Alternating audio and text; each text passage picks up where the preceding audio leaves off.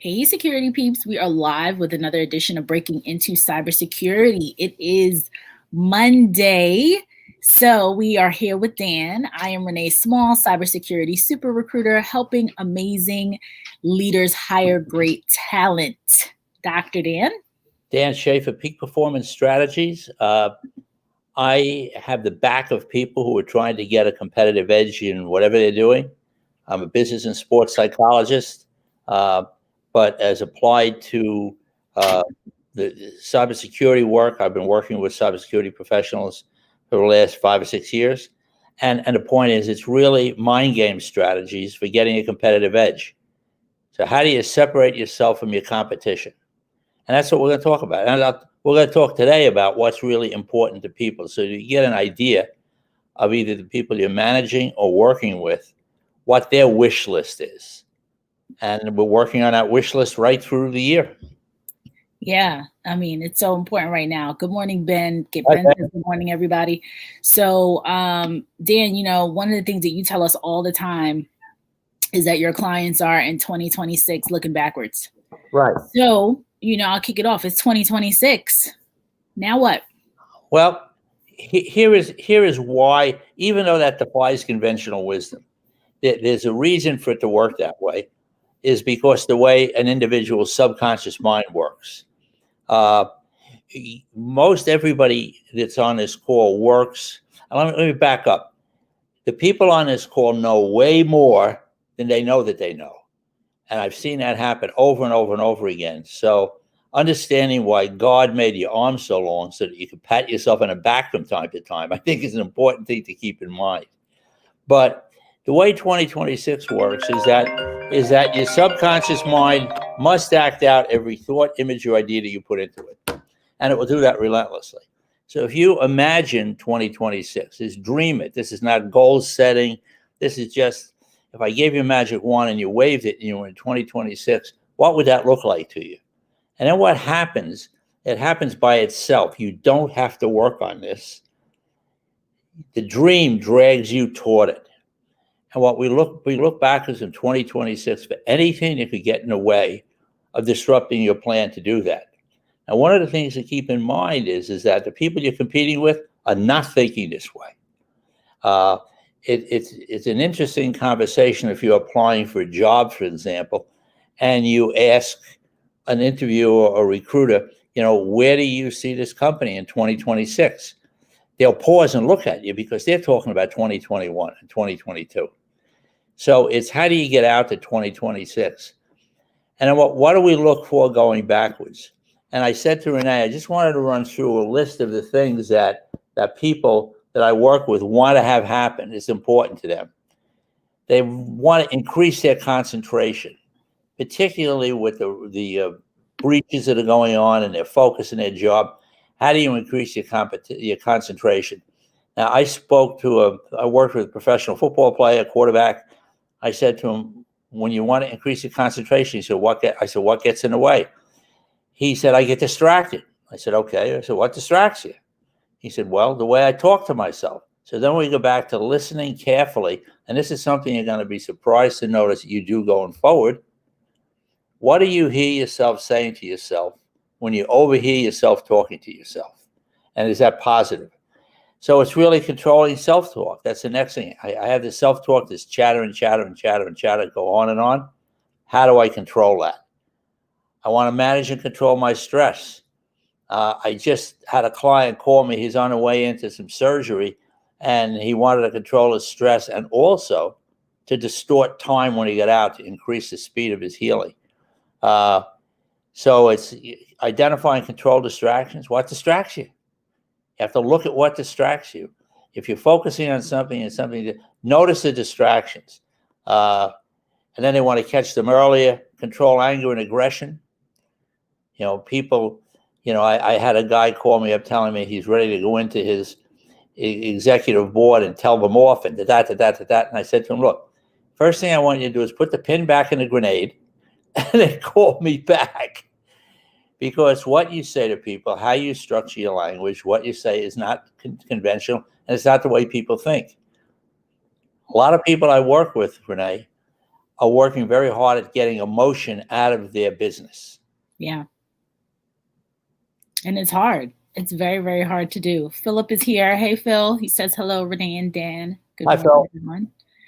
everyone. But you're right. You know, you told me that story about putting the grenade back in, and it always makes me laugh a little bit because, you know, we can all relate. I think we've all been there where we're ready to tell our boss, you know, put our middle finger up and walk out. Right. You see, So that might work if you're moving forward from 2021 to 2021 and a half. But if you're looking at 2026, your subconscious mind says, wait a minute, put the brakes on, back up. Is this really the smart thing to do? Because at the end of the day, your subconscious mind really wants to help you get what you want. right. But what gets in the way? And so that's what we try to control. They want to increase, develop a strong vision for the future. We control discomfort, improve their personal performance. How does that relate? We've talked to a lot of folks on this call about, you know, power communication. How do you communicate effectively? Do you just communicate your message, or do you profile the people you're talking to, find out the way they need to hear what you want to say, and then structure the conversation in a particular way that gets the result that you want? And this is all very specific. You know, it's not a general whitewash thing. Everybody just talks. It's who are you talking to? Who is that person? What do they need to have happen? How are they talking to themselves? What's their focus? I mean, I can give you a very quick sports example. I worked with hockey goaltenders for 25 years. And I had a kid who was out in the Midwest, and he had a horrible coach. As a matter of fact, his sports agent called me and asked me if I could help him with a client. And I said, what about that? He said, another client's fine. He says, I need you to get the father not to go out and hit this guy with a bat. So, but at the end of the day, the coach is not looking for the success of his local team. He's looking to get drafted up into the NHL. He wants his next step. So are you helping him with his next step or not? So it's getting a 1,000-foot view of the situations you're dealing with. And that's got to be done on a one-to-one basis, which Renee and I have been working on this stuff for years, you know? Yeah. So Dan, in those types of scenarios where, you know, people are distracted, people are, you know, trying to get to that next level, what are some of your recommendations? I think, you know, what I hear back from people is, how do they build a relationship with their team? How do they talk to their team? And, you know, a friend of mine named Don Gabor wrote a book called How to Start a Conversation and Make Friends. And he showed me in an example in a restaurant, the waitress came over to take our order, and he said to her, how are you doing today? Now in New York, it's how you doing, and somebody go, oh, you know, but it's how you doing today. The minute he said today, she put her pad down on the table and said, I have to tell you about today. It's unbelievable. But, you know, it's getting a sense with the people you're working with, you really caring about them. Where do they want to be? Many people in a business environment, their responsibility, whether it's stated or not stated, is to mentor and develop the people who report to them. And so how do you do that? Renee and I know we've worked on this for years, is finding out who the people are, what their goals and objectives are, and how you can help them attain them. So it may be done through a training program or an informational program to find out what other people are doing that they're never talking about. We've talked about this, Renee and I, for a long time, that when people get a competitive edge, at least in my case, they don't give it away to anybody. You know, I don't have somebody who's just had their company really win, increase their sales team, and that go to their competition and somebody else say, you have to call Dan about this. It just doesn't happen. So it's, and that's something else we said we had to include in this. One of the biggest things that goes on today is confidentiality. Everybody on this call, if they're seeking to talk to somebody, if they want to get an edge or deal with a particular situation that they're dealing with, they have to know it's in confidence. So, and that's why people will have emailed me routinely from our calls here, and they do it on LinkedIn. I don't respond on LinkedIn because LinkedIn is not private. It's not confidential. So if you want to reach me, send me an email from your private email address, and I'll respond to you. You don't want something going through a compliance at your company, and if you're dealing with a particularly difficult HR situation in the workplace, we're going to talk about it. Right. Exactly. It would need to be all, confidentially having conversations with you on through text and phone call and all the other stuff. I remember you used to have a card that said confidential sounding board. Yep. Yeah. I did, but that's kind of blended into what I do. I just talk about it, but there may be still a website up that says confidential sounding board. Right. But I also remember, Dan, that you something you said about, gosh, it just the best practices. When you said, people don't give away what is working for them. They have a competitive edge. They don't. So talk about that, because I know sometimes, we see, what are the best practices out there? What are people doing? And then everyone kind of jumps on that bandwagon of best practices. So I love that term because, I was on a plane coming back from a gig in Chicago, and the woman sitting next to me, I said, "What do you do?" She said, "I was just at a conference where we shared best practices." I said, "No, they didn't." I said, "They never shared their best practices. Try it in a restaurant. Go in and say, 'Boy, I love this soup. What do you put in it?' He's never given you all the recipe." So the fact is, it's what people are doing that they're not talking about, which is interesting. They're talking about, I have 2 programs coming up this week on how people talk to themselves, how to get them to realize that their self-talk is contaminating. So people will, it's interesting. I've had people come from different industries and say to me, "Could you work with my executive team or with my sales team?" And I'll say, "Sure," but it's not going to be a traditional sales training program. It's to tell people what other people are doing that they're not talking about. So they're talking about the mental part of performance. They're talking about self-talk and how they communicate. There's a way to send a command to somebody, or there's a way to embed command in a language so that they will hear it and not realize they hear it and think about it afterwards. Because there's an invisible dynamic, and we talked about this over the past couple of months, is that one of the things that I do with people is when they ask me what I do is I tell them I sell mistakes. Everybody goes, who would ever want to buy a mistake? I said, somebody who doesn't want to make one. Well, don't you learn by your own mistakes? Absolutely. But it's a lot cheaper to learn by somebody else's mistakes. So, that's in people who, believe me, there are people who you've dealt with who are sitting somewhere now saying, they interviewed you and they say, "Boy, I wish I hired that guy or that woman." And I didn't. So there's an invisible dynamic that works very much in our favor. Happens invisibly, you don't even see it, but it's called short-term discomfort versus long-term regret. Somebody wants to build a cybersecurity team, and they may say, "I don't want to work with Renee right now." I'll tell you what they really, really don't want. They don't want to be in 2026 looking backwards, wishing that they did. And so you're really providing people with some solutions that are invisible.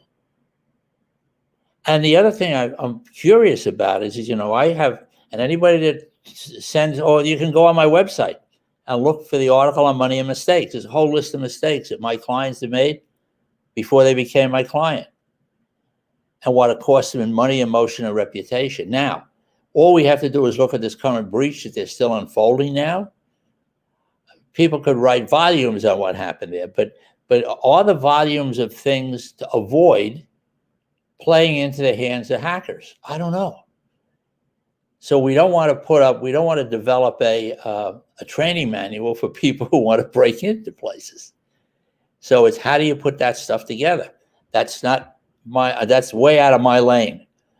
But the psychology of putting it together and the psychology of selling that to somebody really becomes important, because there are people who don't know they need you, can't believe that they need you, can't believe that this stuff can happen, don't really understand the third sentence you say after you start talking to them, because you guys are in a very highly specialized field.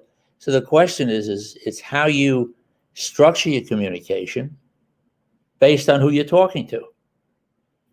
Who is that person? So without that kind of a profile, you can't effectively develop a strategy to communicate with them, because that's part of the first thing that's happened. We had this topic a couple of months ago, is how do you let people know they need you? How are you different than somebody else? Well, the way, and it's this, I'm doing this presentation in a couple of weeks on it. Really, you only have 6 seconds to describe what you do to somebody to make yourself differently. What you're attempting to do is you're attempting to get shelf space in the mind of the person you're talking to. And how do you get that shelf space? Well, if you go into a supermarket to buy Raisin Bran, it's not on the shelf, you're not buying it. So you have to find a way to get on that shelf. And so what I've said to people in the 3 seconds, I mean, I gave you mine. I tell people I sell mistakes, and that generates a lot of conversations. But I've said to some people, you're really like a bottle of Advil and Ambien. The person says, what are you talking about? Very simple. With the Advil, you have no headaches, and the Ambien helps you sleep at night. But I have a guy who's a real estate broker in New York City. We worked on this project. He was a client of mine for about 6 months. He took a bottle he would go to a presentation somewhere, and he'd take a bottle of Tums, and he'd shake the bottle. That was the link. People would hear that, and they go, what's he doing? And he said, listen, I have the Tums. If you're working with me, you don't need the Tums. If you're working with somebody else, you better get a big bottle of Tums. You can try this with Advil and Ambien. When you walk down a supermarket, walk down a CVS or a drugstore, see what happens when you see a bottle of Advil. See if you don't think about our phone call today. See if you don't think about Renee and I being on this program. There's a way to link people to what you want them to think about if it's done strategically. And that's what I help people do. I think the communication aspect of what you do and how you teach people to do that is something that a lot of people probably are not privy to. Well, they're not, because, I've talked to different industries, and they say, oh, we don't need you. We have a guru in our industry who teaches everybody in insurance sales or whatever it is, financial services. And I say, yes, but the thing to keep in mind is that person is not employed only by your company. He's being hired by everybody else. So everybody that he trains talks the same way. Everybody says the same stuff. And so at the end of the day, when you go to talk to somebody about your proposal or your expertise or what you believe you can do for their company, they've heard it before. They've heard exactly the same thing before, or they really don't understand what you're talking about. Right. I mean, I propose, I have 2 sons who are financial traders. One trades exotic options globally, and the other one trades currency. 2 sentences into the conversation, I have no idea what they're talking about. But that's the same thing with all of you guys on this phone call. You know stuff you don't even know that you know. So one of the things in your profiles of the people you're approaching to talk to, do they understand what you're talking about? Or do you need to talk to them as if it's like if they're in second grade. Matter of fact, second graders probably know a lot more. Right. You know? Right. Namdi says, love Dr. Dan's shelf space analogy. And I know Naomi is a big fan of that too. So. But, but isn't that what we do? And you know what? They need you to be on their shelf more than you need to be on their shelf. Because who is going to protect them from the people who are trying to penetrate their company? Who's going to do it? The biggest issue is people who think everything is okay, don't know what's going on, have no idea of the risks, have no idea what's going on. And again, look at I can't even figure how they made this breach that went on so long, but it just keeps coming up. Yeah. I mean, I'm thinking of even about the physical breach at the Capitol. I mean, you think about that breach and all the things that you said, like people not potentially, well, obviously, not anticipating what could have happened, that could have happened. Not being prepared. Right. Yep. So it comes back to that everybody you're talking to, I believe, I'm talking to people who are listening in on this call, if you're trying to change from one position to another, if you're thinking of changing from one position to the other, if you're looking for a new opportunity, how do you get yourself into a situation where somebody says, I need to be talking to this person? It's like I've said to Renee, somebody needs to build a cybersecurity team. What are they going to go to Yellow Pages? It's how do you do that? So, there are people that are on the upper echelons of expertise that very often are invisible. Keep in mind, most people don't talk about them. It's very, some of you know, I've mentioned this before. I've worked with professional athletes. So I help golfers with a specific program I have, attract clients and develop new business, but also improve their golf game. So I had a call from a guy. He said to me, can you help me with my golf game? He was a 3 handicap. He wanted to play scratch. I said, yes. I sent him all my survey material. If anybody plays golf, text me with golf in the subject bar or in an email with the subject bar that says golf, and I'll send you some stuff. But he said to me, I want to improve my golf game. So he said, could you meet me at my office? So I went to his office. I had no idea who the guy was. So when I got into his office, he pushes all the golf stuff off the table. He said to me, this is not about golf. He says, I am in the middle of one of the biggest mergers and acquisitions going on in the country today in media.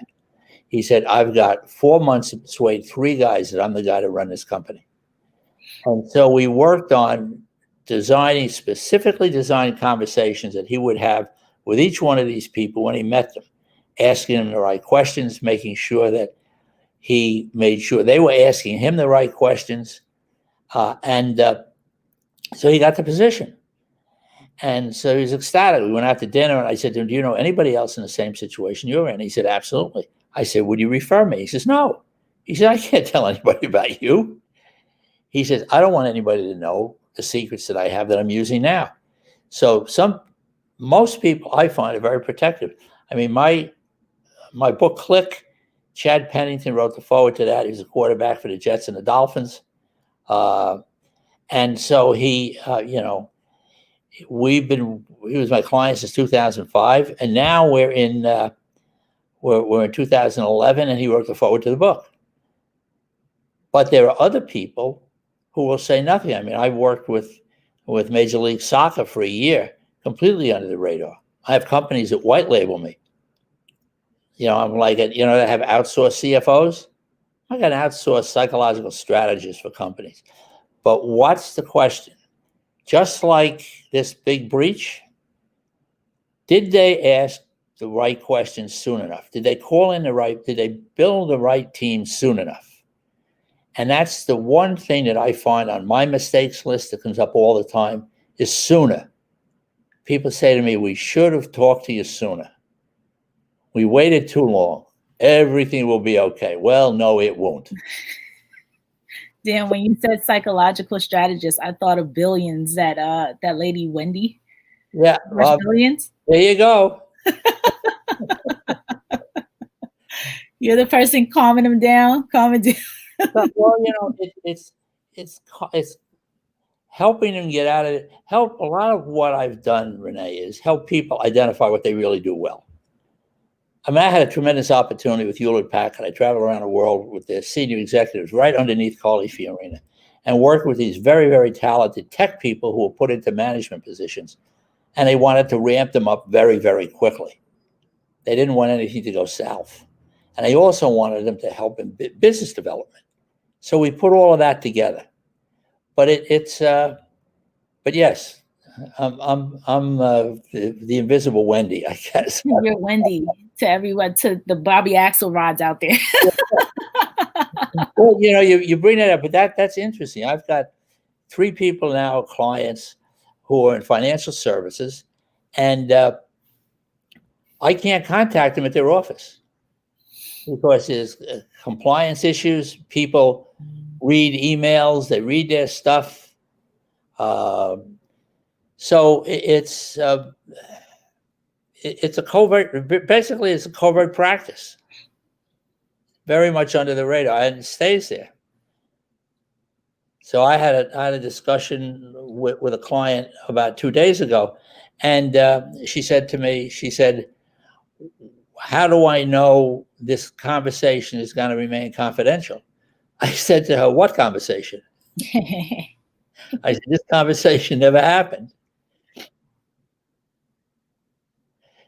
Exactly. It's funny. Even when I worked with student athletes, I had one kid who's a baseball player, and he said to me, I said, I'm not going to talk to your mother at all about what you talk to me about unless you're a danger to yourself or somebody else.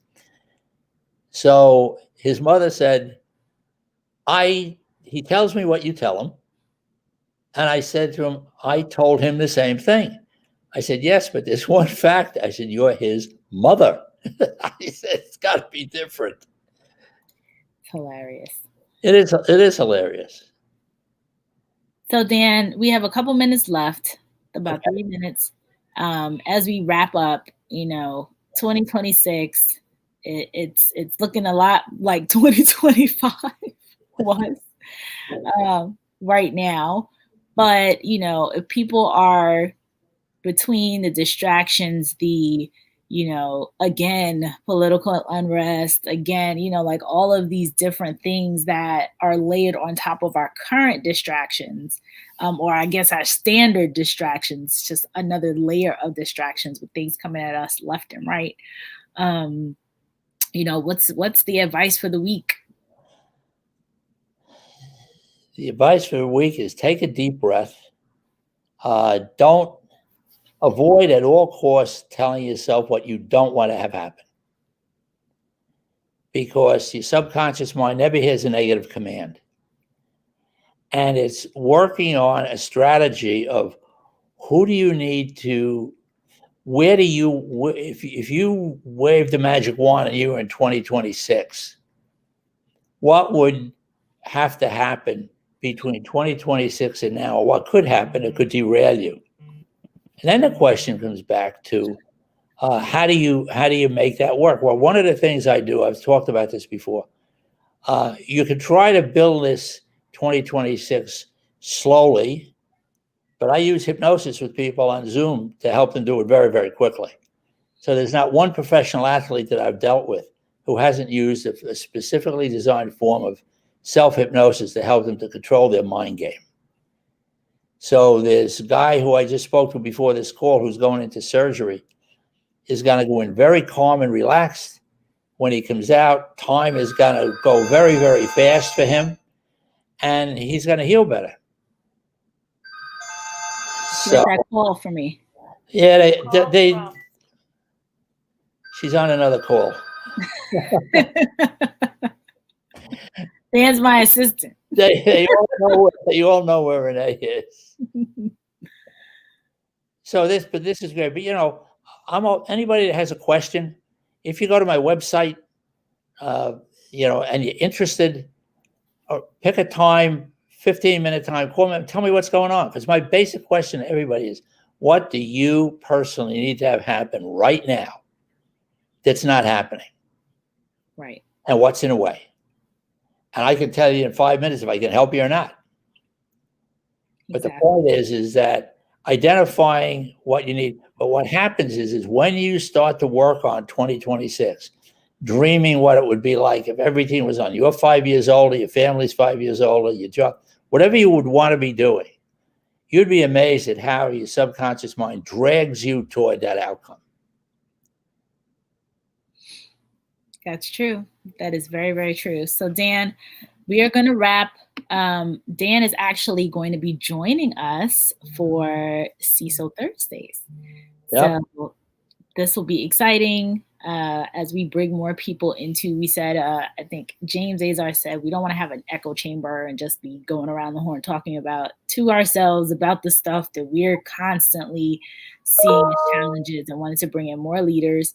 And so Dan's going to be joining us and having his perspective, which is really exciting since you were there last week. That was a lot of fun as we did resumes. And I want everybody to know that we had the resume challenge. Well, not the resume challenge. We had the we are consistently having during the month of January. James Azar said to us, he put out a challenge to get 10 people hired in January, and we currently have 2 people who were hired. So 2 people got hired, which is phenomenal. And we also have a ton of people who are currently going through the process.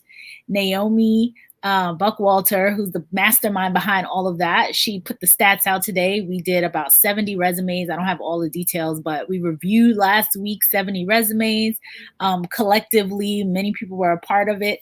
And then we also, I think we spent 6 hours or so online last week reviewing them for everybody. And then ultimately 2 people got hired. So we are 2 down and 8 to go, and it is only January 11th. So we need to bust through our challenge and get at least 10 people hired. So we are excited to continue to do that. So anybody out here that has, especially opportunities for entry-level people or people in transition, keep in touch, and we will continue to kind of push this out there and get this information out there. So, Dan. See you Thursday. See you Thursday. See everybody Thursday. Phil says, I appreciate you, Dan, and we'll be working with you. So Phil's going to give you a call. Great. Awesome. Alrighty, folks. See you guys on Thursday. Have a good week. See you soon. Bye now. Bye.